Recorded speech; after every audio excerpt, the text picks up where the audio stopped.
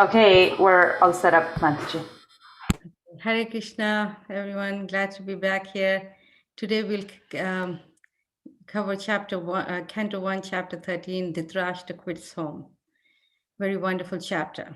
So a very short summary of the last chapter and what's happening up to this point is that in the last chapter we heard, as you may recall, Parikshit Maharaj was born after being almost killed by the Brahmastra thrown by Ashwatthama.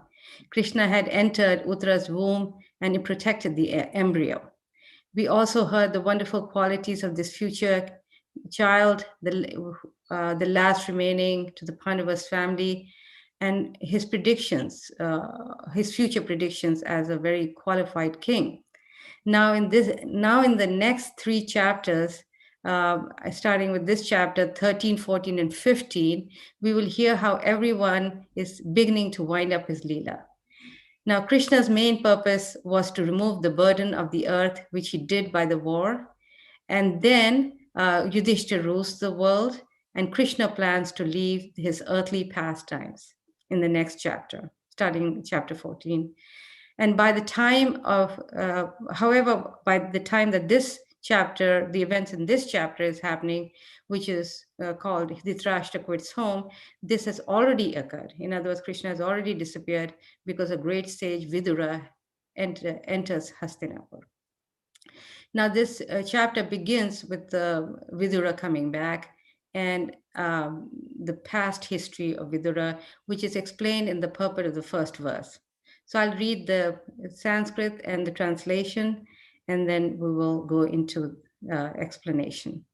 Sutta vacha vidurastitra yatrayam metriyad atmanogatim gyatvagat dastinapuram taya yapta vivisita. Sri Sutta Goswami said, while traveling on a pilgrimage, Vidura received knowledge of the destination of the self from the great sage Maitreya and then returned to Hastinapur. He became as well versed in the subject as he desired. Now, this sage Vidura, he has two identities. Prabhupada explains. Now, his prime identity, his real identity is Yamaraj. And there's a story of how he became Vidura. Now, there was one Muni called Manduka Muni. One day, what happened is some thieves went into his ashram to hide out from some policemen who were chasing them. They were thieves. And they were followed by these policemen. And policemen, of course, found out and they came. And when they saw the thieves hiding there, they captured them, but they also captured this Muni and took him to the king, to the court for judgment. Now, all these thieves were sentenced to, death, but they also sentenced this Muni as well. But the sentence was very, very strong. They sentenced him to death by being pierced by a lance. Now, you can imagine the mood of a person who has done a horrendous action and is sentenced. Now, the other hand, if you imagine someone who is just simply innocent, who finds out that he's been sentenced to a crime that he has not done. Just imagine his feelings. They released him ultimately, understanding that he was a great king. The king actually intervened and pardoned him, and actually he came to apologize to him. However, the Muni was very angry, and he went to Yamaraj and asked him, "Why have you done this to me? How come you did this to me? I have not done anything." And Yamaraj, he called his name in the database and he checked his records. And although he was a great sage, as a child, he said he had taken an ant and pierced him through with a straw. Yamaraj told him what he had done. The Muni was actually very angry. He said, "I was a little child. I did not know what I was doing. Such a heavy punishment for something so small. You have the intelligence of a Shudra. Therefore, I curse you. You become a Shudra." So, this is a very important story for us, for the children to learn. Some very important point is how if you do something to somebody, even though we do it unknowingly, we will still suffer reaction. So everybody has to be careful with what we do. Even, and try not to make these, offenses. Right? Because even so, what to do now? The question is what to do, because there's so many things we are doing in life, in our day-to-day life, which is not avoid, does not completely avoid these, giving pain to others. For example, just by breathing, walking, as we're walking on the street, we may step on an ant. As we cook, so many things, right? So what do we do?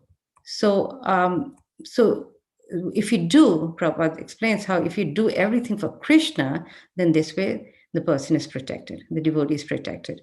Just like if a government officer, he does something which is not really liked by the people, but yet because he's working for the government, he's protected by the government. Of course, Prabhupada gives the example of also a soldier.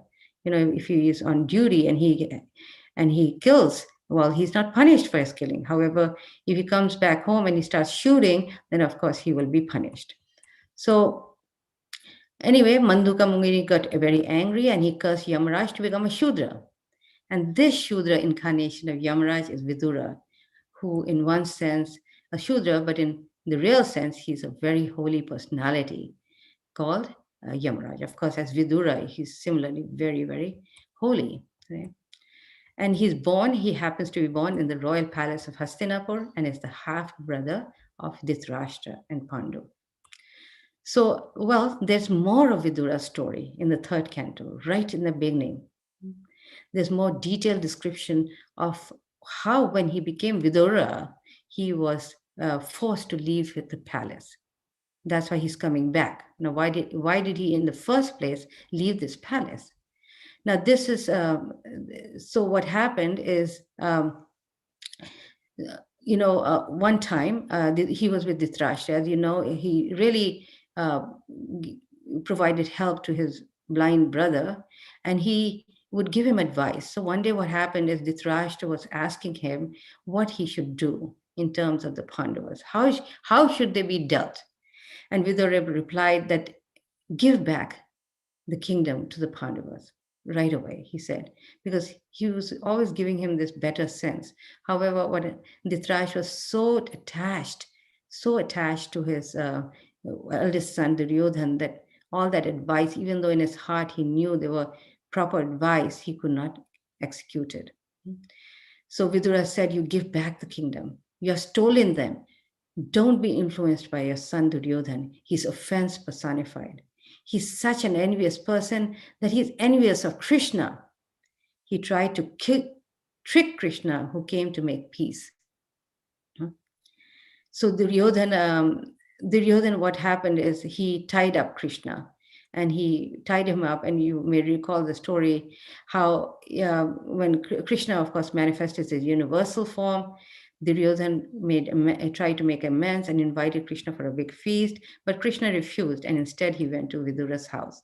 And this very sweet, famous story of how his wife, fascinated with this beautiful form of Krishna, she was feeding him peels instead of bananas. Right? So when Duryodhan, of course, was when he heard Vidura's words to Dhritarashtra, he was so angry and besides himself, and he immediately started insulting him, and he called him very bad words. He said, you're a son of a kept mistress, you're taking maintenance from us, yet you're behind our back, you're stabbing us. And like this, he ordered that he be taken out of the palace immediately with nothing but his breath. Now, if somebody is given that order, then there's nothing much he's got left, right? At that time, Vidura, when he heard this, he was quite shocked, actually. After all he was doing is giving his opinion, but he understood that this is the higher plan of the Lord, and he left, and he went on pilgrimage for 20 years. He traveled all over the land. He himself was, he kept himself incognito, right? He appeared poor, he begged from place to place, and he had, he was not in the royal palace anymore. He was practically living like a mendicant. And then, so this is a Vidura's story. And again, very big lessons we learn in this story. Of course, the story goes on is that when he was traveling on his pilgrimage, he met, at Prabha he came to a place where Krishna had left the planet. And then from there, he went on to Delhi near Gurgaon, and he met Uddhava. And he asked him to tell him what Krishna had told him, and that's all recounted in Canto 11, Uddhava Gita. And of course, Uddhava, being very conscious of the fact that Vidura was a lot senior to him, he directed him to Maitreya Muni, who I think at that time was 125 years old, right, in Haridwar. And he told him to hear from him. And Maitreya Muni happened to be in the same, was also hearing when Krishna was instructing Uddhava. So Maitreya Muni, so that takes up practically the entire third and fourth canto, where Vidura is asking questions from Maitreya Muni, and there's many parts of the Bhagavatam that's covered. As you know, third canto covers the creation as well as Kapila Muni's instructions to his mother, and canto 4 would be the dynasty of Uttanapad, where the story of Dhruva Maharaj comes. So in this way, Vidura spent many years first of all, wandering on a pilgrimage and then hearing from Maitreya Muni. So you can imagine the status of this great soul, when he comes back. So when Vidura comes back, he doesn't come back as the Pandavas, uncle, but he comes back as a great holy man, as a great holy man. And so at that point, when he was close to Delhi, he decided to go back to Hastinapur and to save his blind brother Dhritarashtra, whom he was very fond of. And so this is where the story begins, this chapter begins. So in our next slide, we will hear about how the citizens of Dwarka receive Vidura with love and veneration. This is many times we've been hearing this aspect, how the citizens have been receiving Krishna, and now the citizens of Dwarka are receiving Vidura. So in text 5, now all these people are the inhabitants of Hastinapur. So remember, it was Yudhishthira, Dhritarashtra, Draupadi, Gandhari, Kunti, Subhadra, Sanjaya, all these people. And when they saw him, it felt like their life had come back again, because Vidura was very much loved here. He was actually, he had his leanings towards the Pandavas, who he knew were great souls and they were very innocent. Now, a few verses. With great delight, they all approached him as if life had returned to their bodies. They exchanged obeisances and welcomed each other with embraces. Due to anxieties and long separation, they all cried out of affection. King Yudhishthira then arranged to offer sitting accommodations and a reception. After Vidura ate sumptuously and took sufficient rest, he was comfortably seated. Then the king began to speak to him, and all who were present there listened. Maharaj Yudhishthira said, "My uncle, do you remember how you always protected us, along with our mother, from all sorts of calamities? Your partiality, like the wings of a bird, saved us from poisoning and arson. While traveling on the surface of the earth, how did you maintain your livelihood? At which holy places and pilgrimage sites did you render service? My Lord, devotees like your good self are verily holy places personified, because you carry the personality of God within your heart. You turn all places into pilgrimage." So then he asks about his travels, and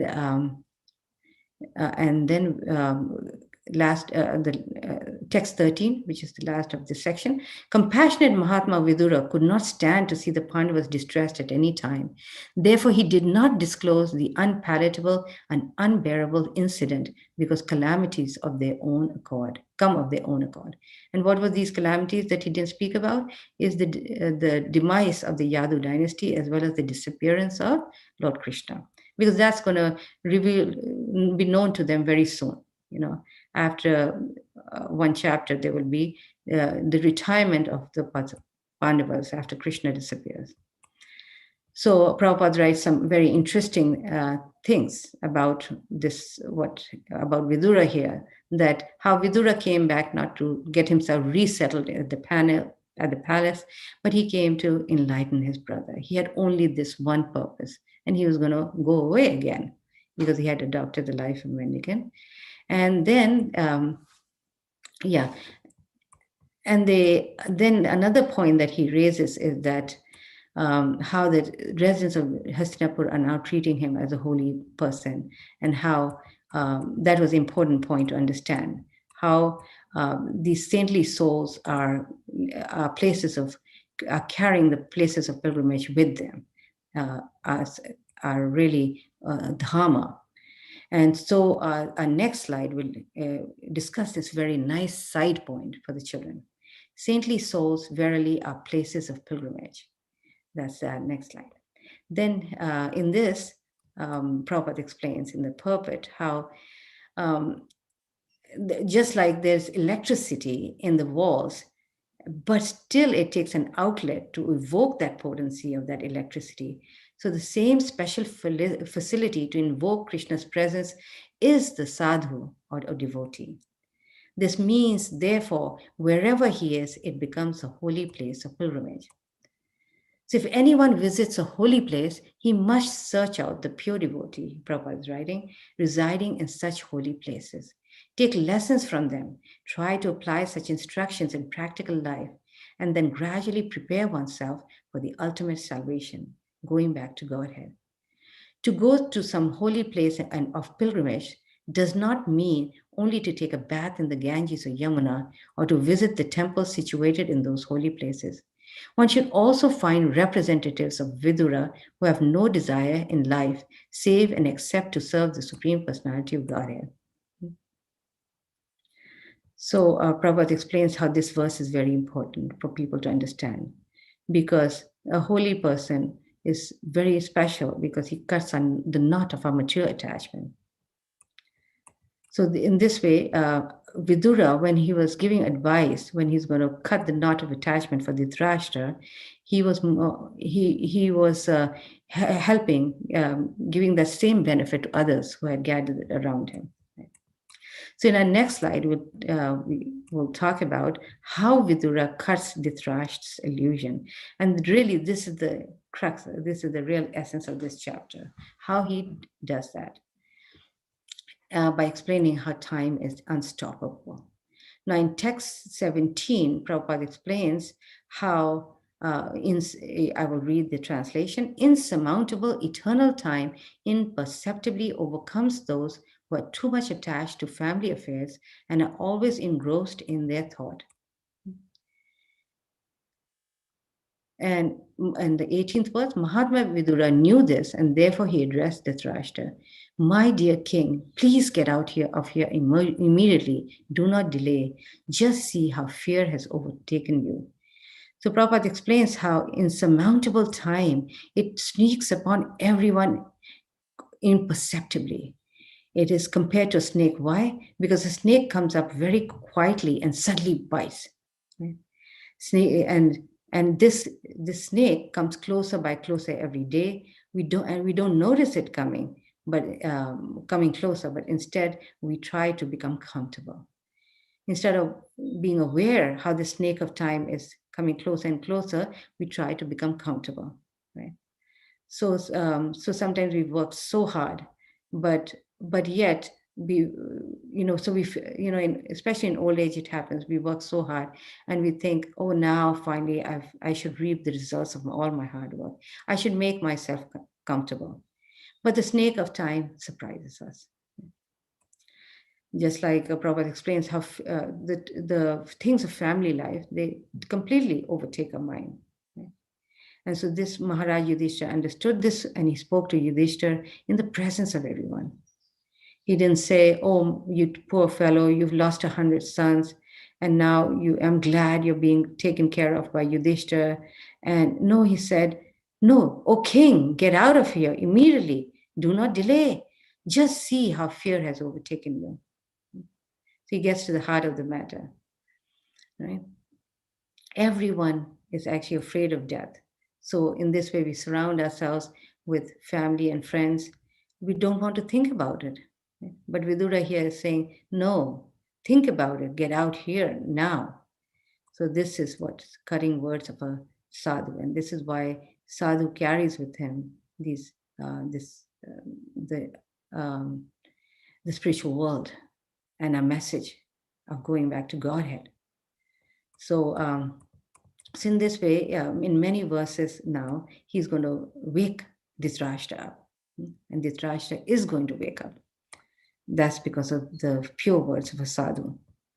Now, in text 19 and 20, I'll read the translation and then explain briefly. This frightful situation, Vidura speaking, this frightful situation cannot be remedied by any person in this material world. My Lord, it is the Supreme Personality of Godhead as eternal time, Kala, that has approached us all. Whoever is under the influence of Supreme Kala, eternal time, must surrender his most dear life, and what to speak of other things, such wealth, honor, children, land, and home. So here Prabhupada is saying that it is time which is Krishna, and therefore it is unstoppable. And so time affects everyone, regardless of what body one has. Everyone must surrender his life, his wealth, honor, family. Now, Dhritarashtra was blind from birth. He was thinking, if I leave, who will take care of me? This is the fear of everyone, to be unloved, uncared for, because it's a condition of everyone. Everyone is thinking we're going to lose everything. Right? Now, in text 21, 22, and 23, he talks about how he reminds him of what's happened in the war. He tells him that your father, well-wishers, sons, they have all passed away. Your body is taken by invalidity. Your memory is shortened. Your intelligence is disturbed.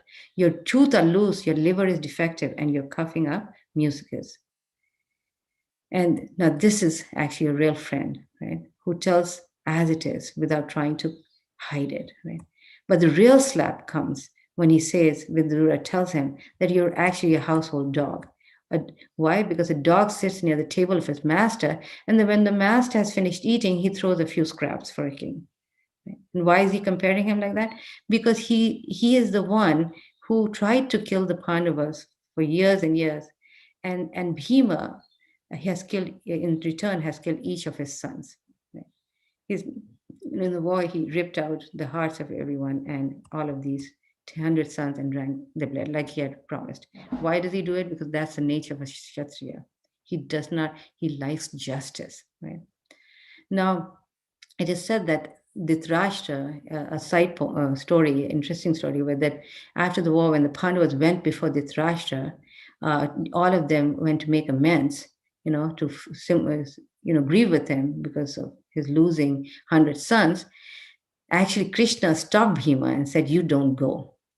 And instead, you may have seen it in the movie or something, they put the steel body of Bhima, and Dhritarashtra actually crushed that steel body because he was so angry with Bhima. Right? So Vidura, why is he telling all this? Because he wanted to make him see that he was eating from the person who had killed all of his sons. Right? He's saying that your compassion to him has no meaning, has no meaning actually.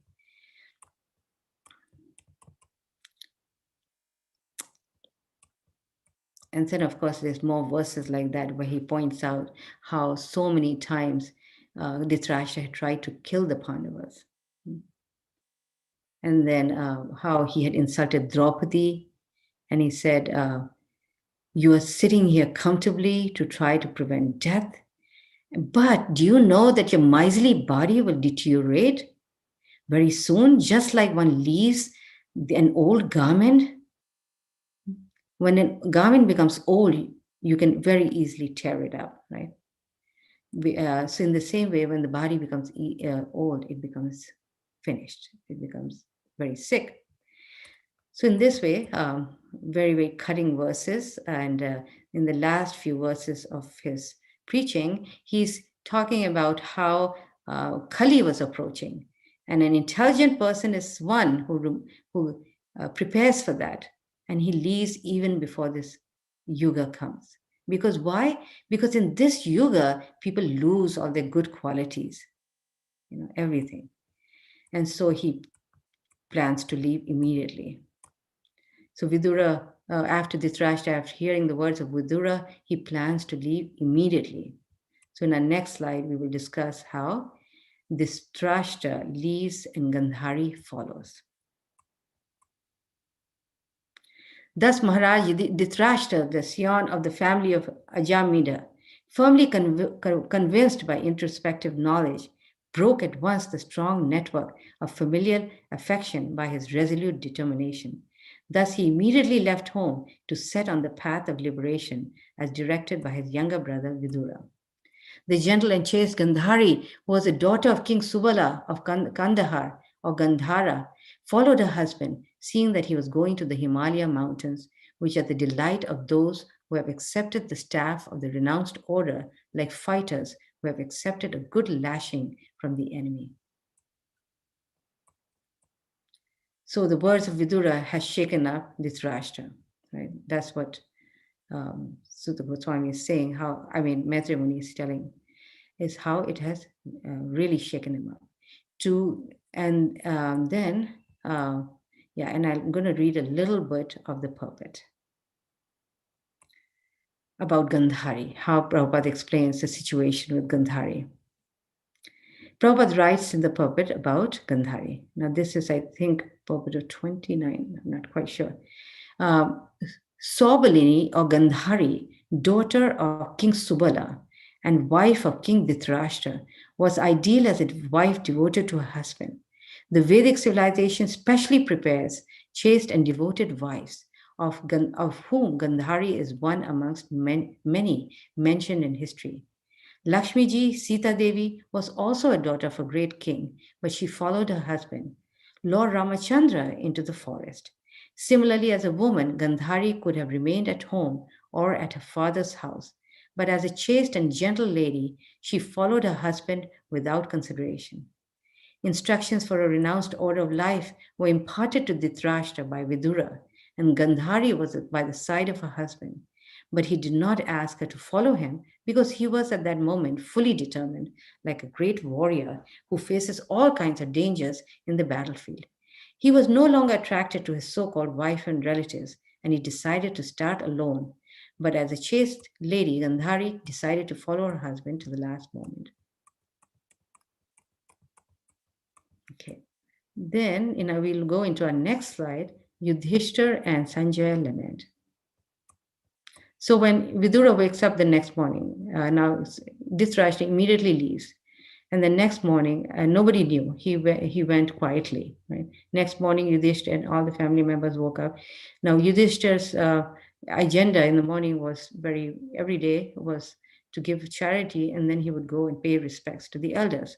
So he was walking towards Dhritarashtra's quarters, and he noticed that he was not there. And Gandhari as well, which is very strange because they were blind and quite old. And so he's very, very shocked, and he's lamenting. And this, Prabhupada writes, how this shows the great quality of a pure devotee.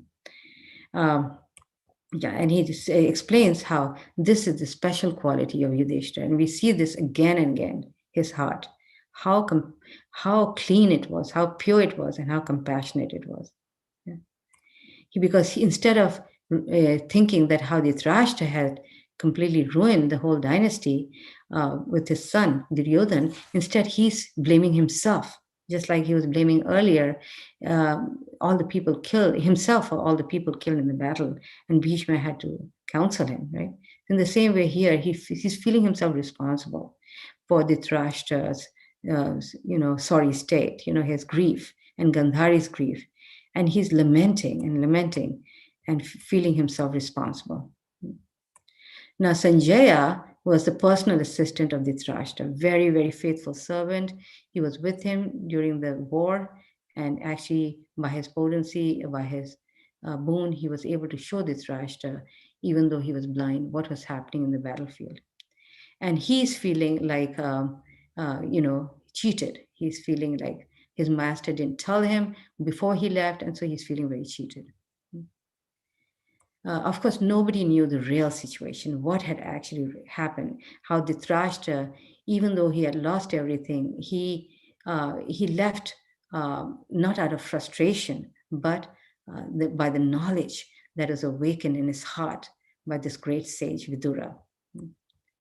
So Dhritarashtra, he very determined, in a very determined way, he rid himself of the contamination of the body, and he transcended comfort and misery from his body. He left home, he gave up the shackles of material independence and left towards the north, towards the Himalayas. And of course, both of them didn't know, and they were worrying who would feed him, what if somebody attacks him, what if a tiger kills him, what if somebody robs him, he has nothing to eat. And Prabhupada writes a very interesting point, how there's two aspects, how a person who is depending upon somebody else and a person who's being depended upon. Now, he explains how the latter's anxiety is different and is more intense, which means the person who's being protected upon, his anxiety and his attachment is actually greater than the person who's depending upon. And that can be seen very wonderfully in the example of the parent and child.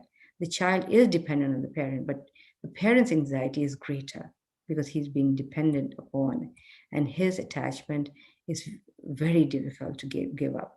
Right? And so Yudhishthira Maharaj was feeling like that, right? Because he felt responsible. He felt like the parent, that he needed to protect the Dhritarashtra. Right? So that's an interesting point for us to learn from this. How ultimately we have to also give up that kind of attachment, right? Now, in our next slide, we will talk about how the great souls cheat for a higher purpose. Very sweet, interesting point, which I thought will be very interesting for the children, because we can bring some examples here. How there were other people in Vedic history, how they also went quietly. Cheating others means without telling others. And examples we have that I've given here, Sanatan Goswami, Raghunath Das Goswami, and Prabhupada as well. Now, the question is, why did Sanjaya, the point that Prabhupada is raising is mainly that Dhritarashtra, for him to actually cut off this attachment, he had to leave in this way, because he was really not on the platform of pure devotion. So for him he was not leaving because of, love of Krishna. He was leaving to give up attachment to his body and to the people around him, right? So this way he becomes liberated, but not really goes back to the spiritual world.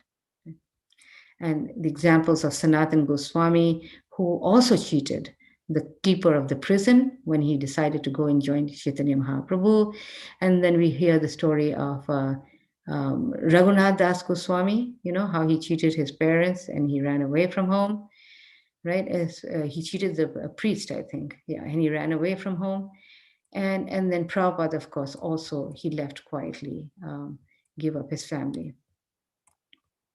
Now, in the next slide, we will talk about how Narada instructs.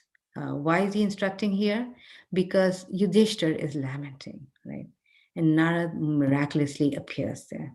Just like when last time Yudhishthira was lamenting, Krishna sent him to Bhishma, and Bhishma instructs him and puts him back to, to going back to his duties. In the same way, Narada Muni here instructs Yudhishthira Maharaj, and of course all the others. Okay?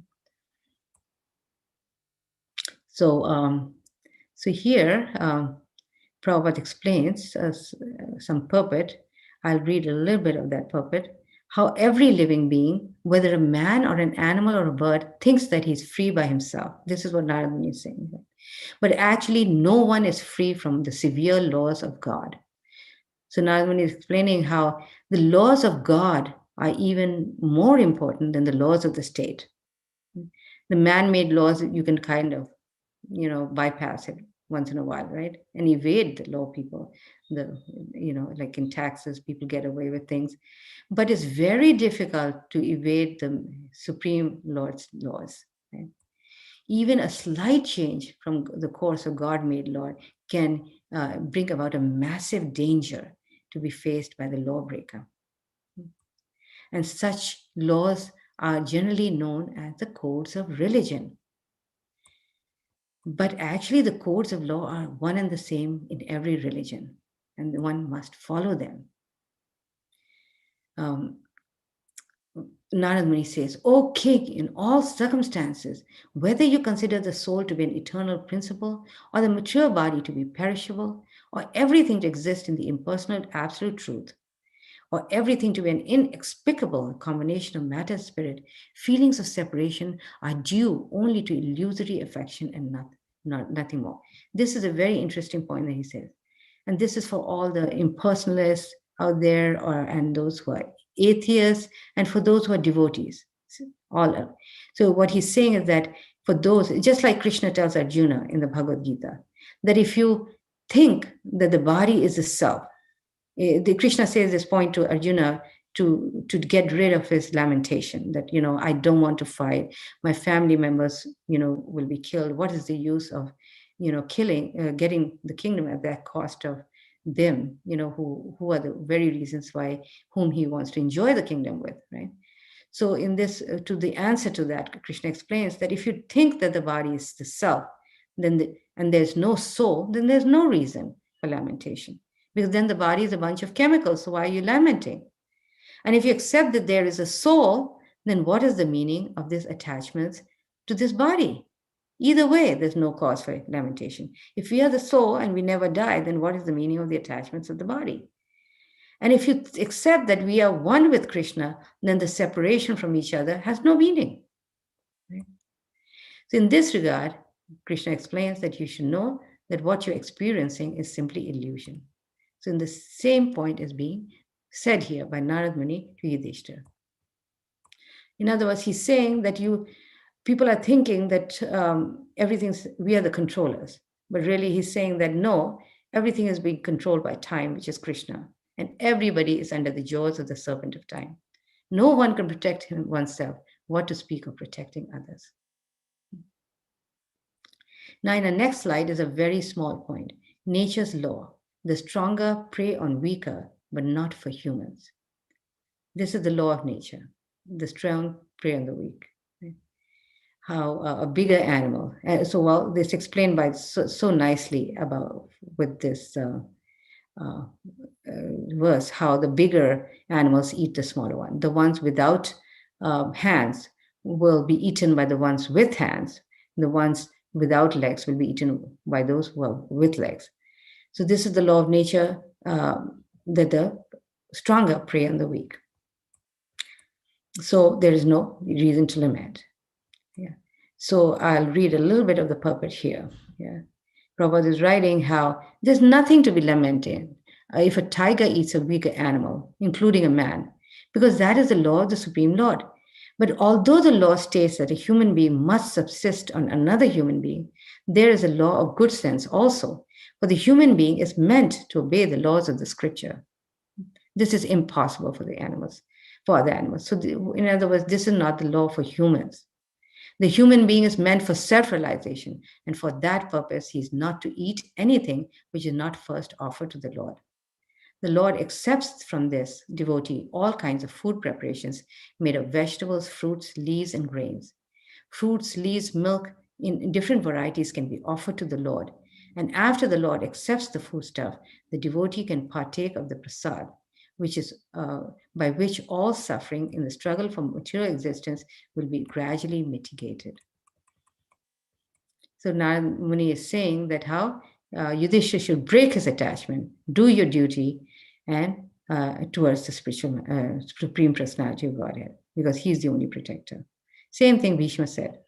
Just break, this confusion and do your duty as a king. So in the next slide, we'll talk about how Narad advises to look towards Krishna. He's everywhere. This is a very interesting point that I thought is important. How time, Narad Muni talks about time as being so fearsome, right? How time is unstoppable. Yet Krishna is present not only in time, but he's present as a beautiful form of Krishna, as Shyama Sundar. So he's basically telling Yudhishthir how we should look towards God. He's already everywhere, but we should understand that he has also assumed his eternal form full of bliss, which the Pandavas are looking at anyway, right? So time is the form of the Lord. It's a casual form of the Lord, right? And through this, he's working on the non-devotees, how he's causing everything to happen. And nobody can reject that form of time. Even non-devotees cannot reject that form. It will act, right?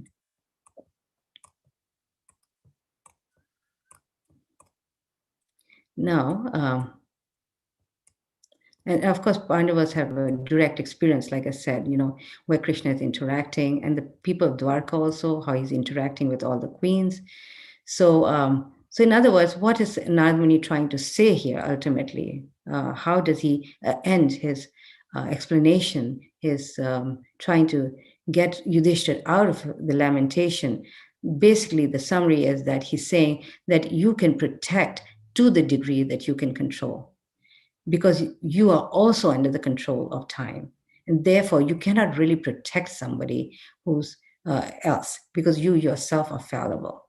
So all living, for us, it means that we really cannot really protect anybody, because we are also under the control of time. Therefore, what should we do? We should simply surrender to Krishna and work for his pleasure.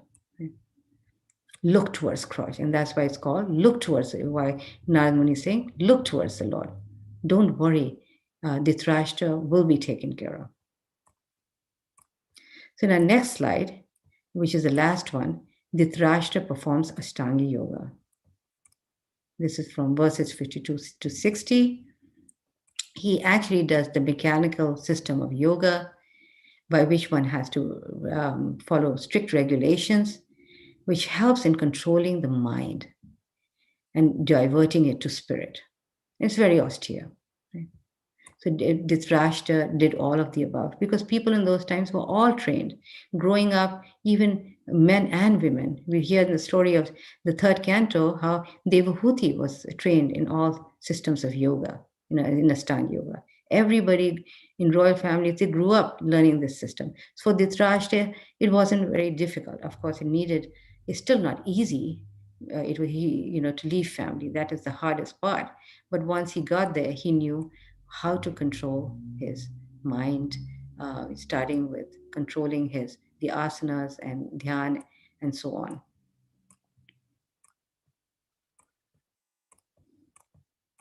So here Prabhupada explains how the process of Ashtanga Yoga, by which one reverses the process of material entanglement. And why do they do this? Is because one is covered by so many coverings, and these things have to be given back, and one has to remain aloof from everything. So this is the process of giving back all these material coverings.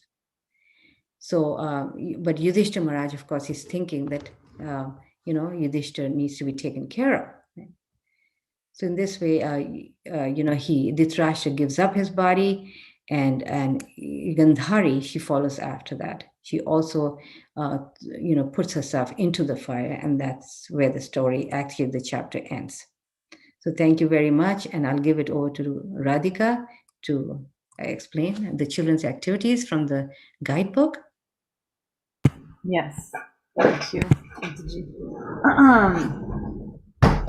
Just a few seconds to set up my technology. And I'm having issues with my camera today, so the view is not great.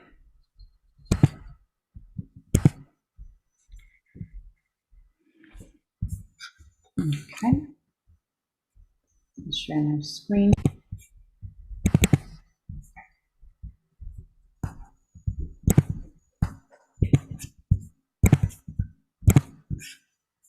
All right.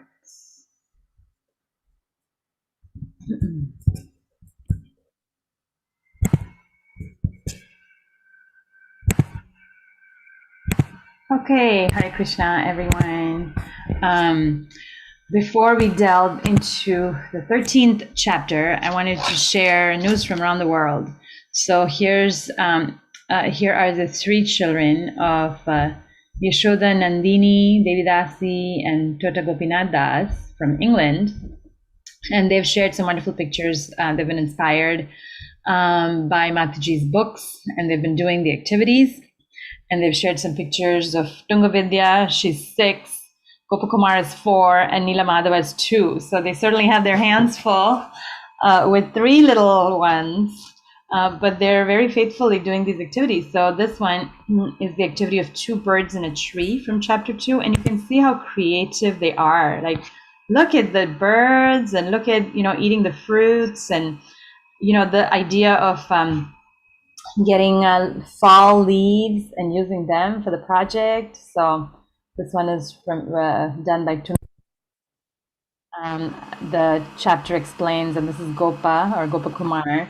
The chapter explains how the soul and the super soul are like 2 birds sitting on a tree, and the soul is always trying to eat the fruits, fruit of activities and joy, and the super soul is just waiting and watching for the bird to turn towards him. He's just so patient and loving. And this is from chapter 5, that Paramahamsas are like swans, and they like to sport in the beautiful waters where there are nice lotuses. And the crow-like mentality is to go to other literatures besides our beautiful Bhagavatam. And then from chapter 11, they did this amazing 3D map of Dwarka. So it's only a video, there isn't any sound, but look at this. They really brought Dwarka to life, and Dwarka has a lot of cows. It looks almost like Vrindavan. But it also has these palaces, you'll see, even birds on trees. Look at the amount of detail. And the children have colored the palaces, and then even their rajma, kidney beans, on the side of the road. So they were really inspired by the activity that's given in the book to construct a model of Dwaraka. Look at their Play-Doh fish and ducks and frogs. And I really like the castles and the palaces with their watchtowers. A very green and beautiful Dwaraka. Oops. So I still haven't figured out how to go to the next slide without clicking on a video. So thank you so much for sharing, Yashoda Nandini and Tota Gopinath booth. Viewers, please share with us and inspire us to continue with this series. And let's move on to chapter 13. Dhritarashtra quits home. So just like in every chapter, there's a beautiful story summary provided.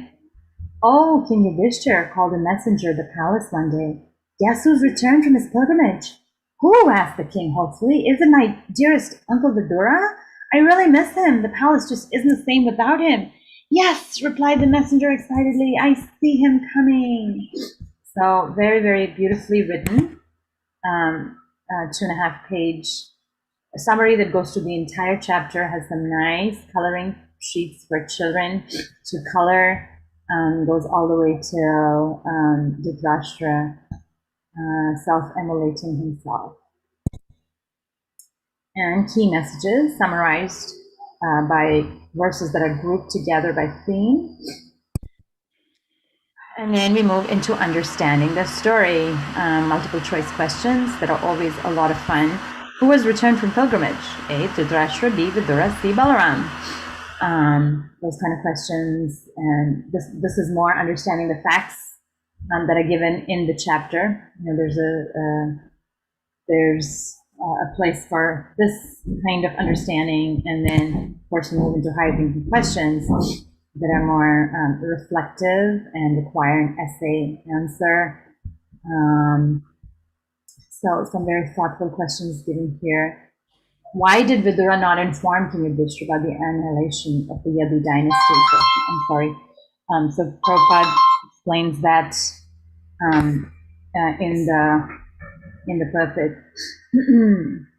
And why did Dhritarashtra leave the palace without informing anyone? Describe the attachments of Dhritarashtra and why is it important to take Vanaprastha? Okay, and then we delve into activities. So Mataji mentioned about food chain, and this is really a great lesson in science. So understanding the food chain. Maharaj Yudhishthira is advised by Narada not to worry about his uncle's suffering for want of food, for they could live on vegetables available in the jungle as Prasad, the Supreme Lord, and thus realize the path of salvation. The laws of nature state that the weak are food for the strong, and the human being is strong because he or she has been given the intelligence to choose how to act, to obey scripture, or to act like the animals. A human is meant to care for animals, not to eat them. He or she should offer vegetarian food to Krishna and eat only prasada. So it encourages children to create a wall chart to illustrate a food web containing some of the types of creatures described in this verse, drawing images, and understanding, food chain and food web. And we launched into a whole science unit with this, understanding food webs and food chains, and even photosynthesis, since plants are the primary producers. So a very nice way to launch into science, and also an encouragement to read A Chicken is Food for the Cat by Urmila Mataji. The book provides a resource food web.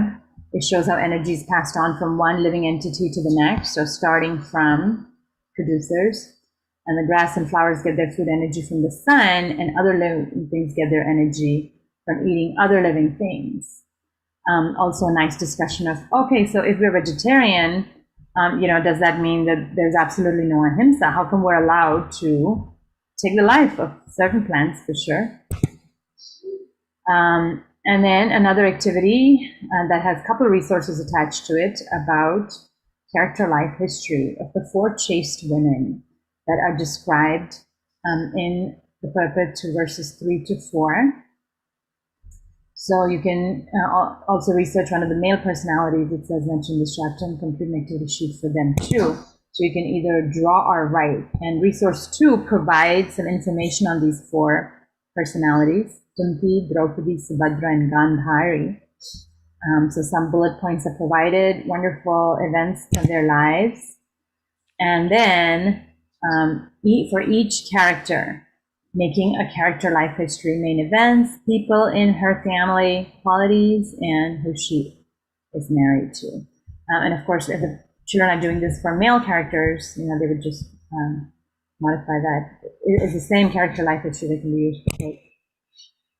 And then Chase Lady quiz.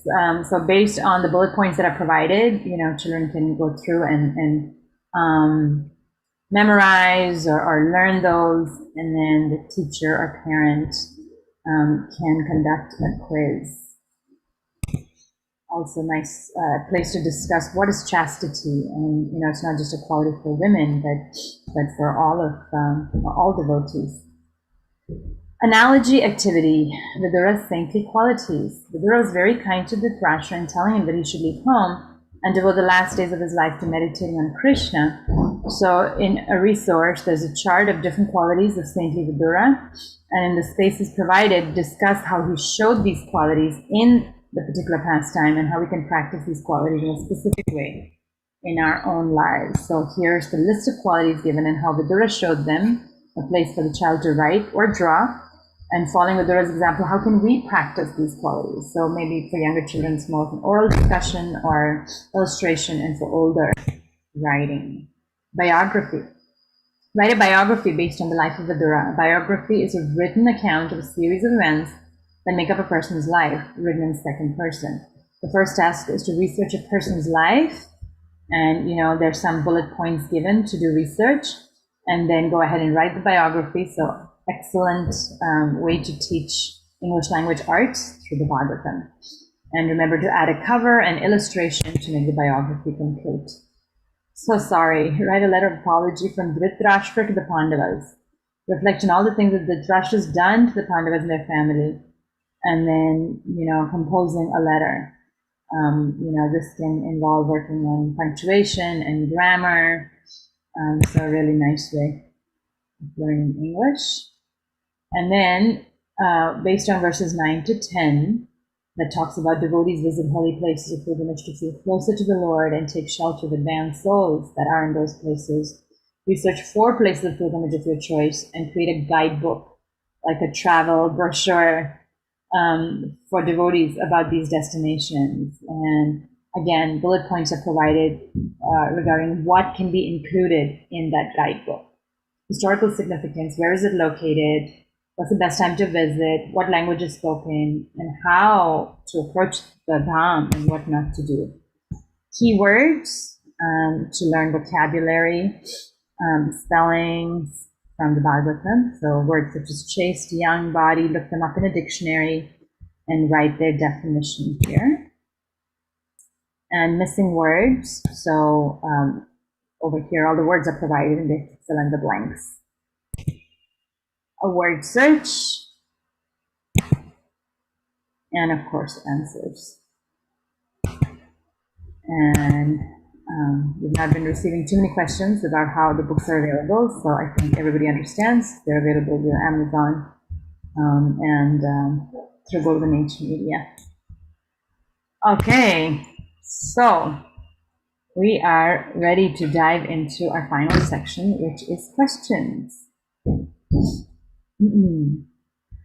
If there are any questions, please raise your hand. I'm going to check you through the vlog.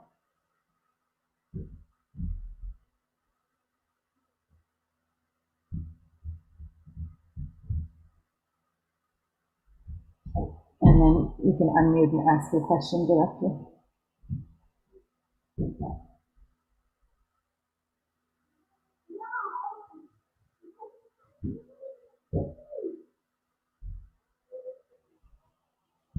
Any questions? Okay. Adi Gorangi Mataji, thank you. Please go ahead and ask away.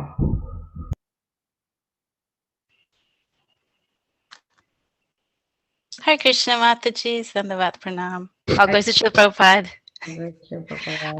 I had a couple questions, Mataji, about this section.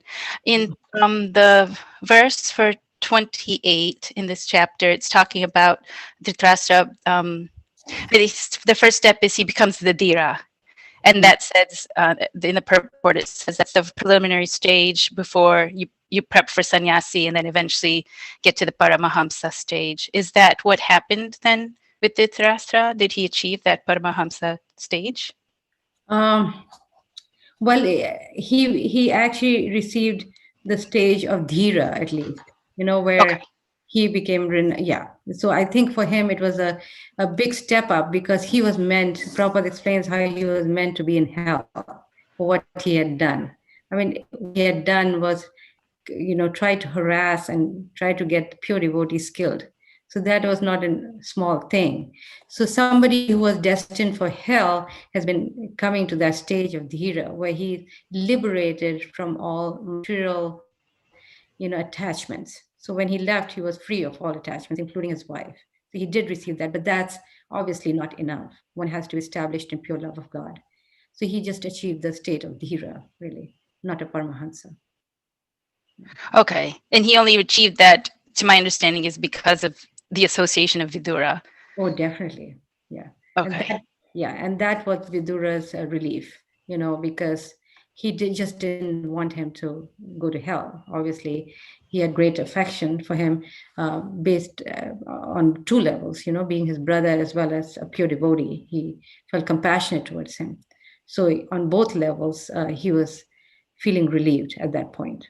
In fact, he was quietly watching, Dhritarashtra burn to ashes, and having been relieved, he didn't go back to the palace. He left again on pilgrimage to get over that whole lamentation period, where, there's some feelings there, for Vidura as well. When a pure devotee is connected to somebody, even though he's free of all material attachments, still Prabhupada writes elsewhere that it's natural for him to feel feelings of affection, and his feelings of lamentation, So Vidura immediately leaves. But he knew that he had at least taken him to that position. Okay. And Dhritarashtra did he then merge into Brahman, like It into doesn't. the Brahma Jyoti? Is that what happened? He didn't, Yeah, he was doing Astanga yoga, so I assumed he was meditating on Lord yeah, Krishna. yeah. But then where did his soul go to? Well, Like he merged. yeah, it doesn't actually say where he went to. Okay. It doesn't really say.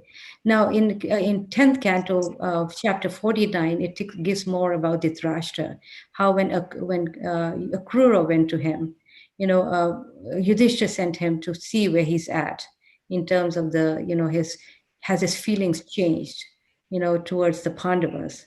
Not the Yudhishthira, I'm sorry, who sends him? Akrura. Kansa sends him, right? No, Krishna sends him. I'm not sure. Sends Akrura to find out. Then Dhritarashtra, when he tells him that, explains to him and tries to plead with him that you're such a great king, you have such a noble family. I mean, look at the people that he was coming from. I mean, related to, right? How is it you're acting in such a way that's going to degrade you and degrade your whole, your activities and ruin you completely? At that point, it's shown how Prabhupada explains how actually Dhritarashtra was actually a very great soul, and he understood everything about who Krishna is. And he was acting as part of the Leela of Krishna, to Okay. regard Krishna with his pastimes. So really, Dhritarashtra, in true sense, he was not what is being depicted here. Okay. So we don't know, it's not explained, but definitely there's always two aspects being shown in Bhagavatam. One is the deeper internal aspect, and one is the external, to make a point to all of us. If one is offensive towards devotees, then this is where he can get to. This is the only point that he can reach. Yeah, getting the pure love of God is not so easy. So that's the learning we get. But then the deeper reason is that Dhritarashtra actually was already a great devotee of the Lord, and he was assisting Krishna in his pastimes. But it doesn't, it's so he probably went back to Godhead, because he was assisting Krishna in his pastimes. I see. Okay. Thank you, Mataji. Yeah.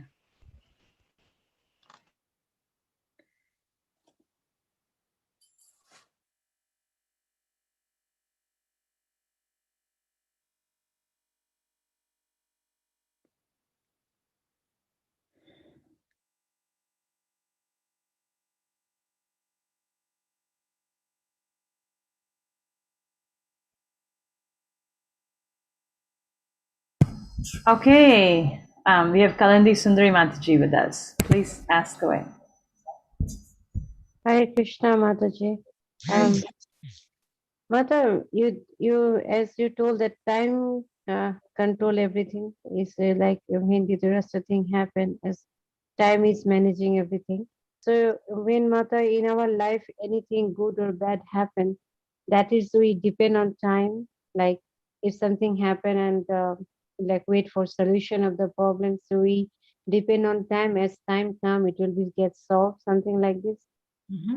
Yeah, sometimes calamities come to us, but then if we see it as time in terms of Krishna, giving us for a higher purpose, for a greater reason, and we simply tolerate it for the time being, then gradually Krishna will reveal a greater plan. Will reveal more to us in terms of what we got out of that. Sometimes things that we find so calamitous ends up being very favorable eventually, right? It appears like the whole, everything is falling apart, right? We can't think of anything good from that, right? Because it just kind of completely ruined our whole, the way we are and the way we think, all that. But then, we have to take solace in the fact that Krishna, with his devotee, he always acts for a deeper reason, right? And we see that in the Bhagavatam again and again. When Vritasura was appeared, and the demigods went running again to Lord Narayan, then Narayan, and to Brahma first, right? Then Brahma said, you just have to wait for this to pass, because it's the Lord's plan, and there's nothing we can do about it. And demigods, because being obedient servants, they immediately accepted. They didn't protest. They were powerful personalities. They could have still tried and try to get rid of him, right? But they didn't, because they understood that we have to wait. We have to wait. When Bali Maharaj conquered the heavenly planets, again, this happened. They understood that it was a plan of the Lord. They had to wait for the demons to become, to become weak again, and they to conquer back all the kingdom. They had to wait, and they had to tolerate everything. Hiranyakashipu, when he, was destroying all the demigods, he became king of Indraloka, right? And he was ruling. All the demigods were in hiding.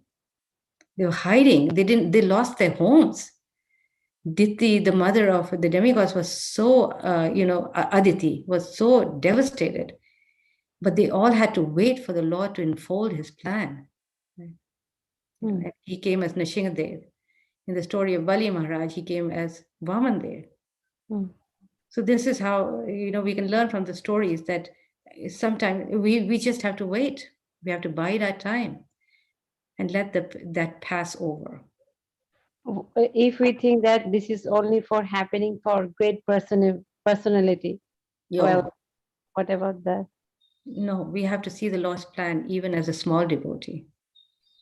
Because Krishna is, within the heart, Paramatma, and at all times he's guiding every living entity towards him, especially those who have already are looking towards him. He's guiding even the little animals and the lower species of life. He's the only one sitting next to that soul. Who's going to be in a body of a worm except Krishna? And he's guiding him here. Here is food for you. Go and eat this, right? What to speak of devotees? He's always with the devotees and guiding them towards, going. He also gives them the strength to go past that obstacle. For the devotees, Krishna will never give a test which cannot be overcome by a devotee. He'll never give a test.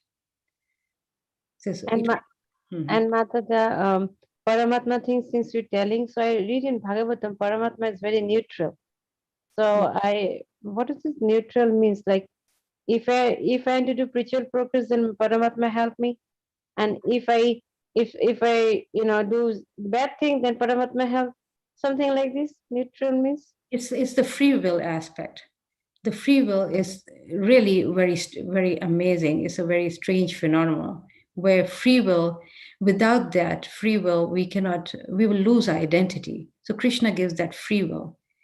And why he chooses to act in a certain way is up to Krishna. In other words, when he sees our sincere desire to turn towards him, then accordingly, he's not neutral. But he's kind of waiting, But if he sees that, well, we'd rather choose the path away from him, then he becomes neutral. But even that is his mercy, because through our suffering of turning away from him, we will learn. Either way is mercy. If it's neutral, it's still mercy. And the questions about the kids, like sometimes when kids playing, and in playing mode, something they tell which is not good for spiritual life. And they don't understand that, so we explain and make him understand, and then they understand. They do, for ask forgiveness, different thing. So how serious we take that is that thing, that because kids sometimes play something come out which is not good spiritual, and I catch up, and then I try to manage that, and then they understand and they do what I say, and then they really feel sorry about that, and from heart I understand whatever I say they're doing that is not like, and after that they're careful what they're saying, very careful. So how deep we have to go to like this if happen, so how deep we have to go? We, like as a mother, whatever I can I did, and they also understand and they doing through, they I tell them, Estelle, if you don't listen, then you go to school. And then that is the big obstacle for them. They want to stick with me. They more than I stick with them. Because I have so many things to do, so many things. So I want to take advantage of that. I want to give as a mother whatever I can. So mother, so if they do in case some mistake, how deep we have to go for, Well, we have to just simply see it as a mistake, not more. Okay, just like when Madhai went to Lord Nityananda, and he was really repenting. He was already forgiven. He was already forgiven by Nityananda Mahaprabhu. I mean Nityananda Prabhu, because when Lord Chaitanya refused to give him, love of God, and he was very angry with him, he said, "You have to go to Nityananda Prabhu because he's the one you offended." And Nityananda says, "You already, like he already forgave him, and gave him pure love of God, right? But still, in his heart, he was so regretful." And he says, "I've offended you, I've hit you, I've done this to you."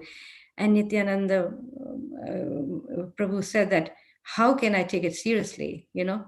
If the child does something to the parent, how seriously is the parent going to take? If he makes it, he's to be forgiven. So your role is to immediately forgive and then to keep instructing him. But you keep instructing him, but obviously because the bond is so strong between the child and the thing, that even though you may be sometimes heavy with him, but yet the child is not going to take it wrong. Why is he coming back running to you? Is because he knows that my mother or father will never, I can trust, and they love me. So you keep doing it again and again, and when you see, and also, reprimanding them, you do both.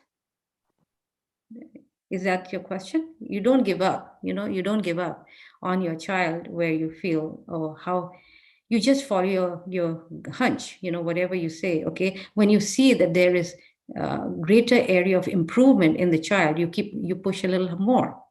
You know when to stop. As a mother, you know how high you can make the bar. Why would you not want to do that? You want the best for him. So you keep raising that bar for him, and one day you'll actually see a miracle. When I was parenting my children, I didn't, I thought, oh my gosh, I don't know, I don't even know what I'm doing. But the results, fairly okay, right? It came much, much later, right?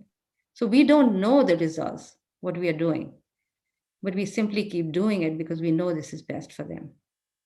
Okay. And you'll see it by the way they respond. If they're still running to you, the way they love you, you'll know you're doing okay. Okay. Thank you, Mata. I am not seeing any other questions right now. Give a couple more minutes. Anybody else have a question on YouTube or Zoom?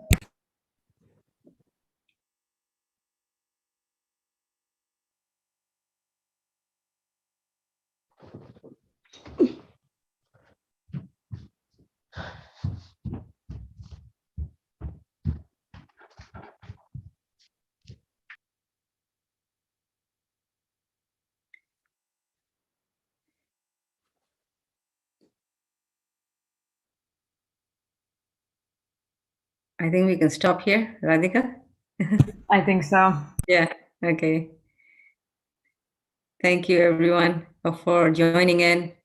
And I hope you have a wonderful weekend. We'll hear from you again next week. Hare Krishna. And we'll be back to our Saturday schedule next week onwards. Thank you for tolerating the change of time, daylight savings time, and change of date. Hare Krishna. Hare Krishna.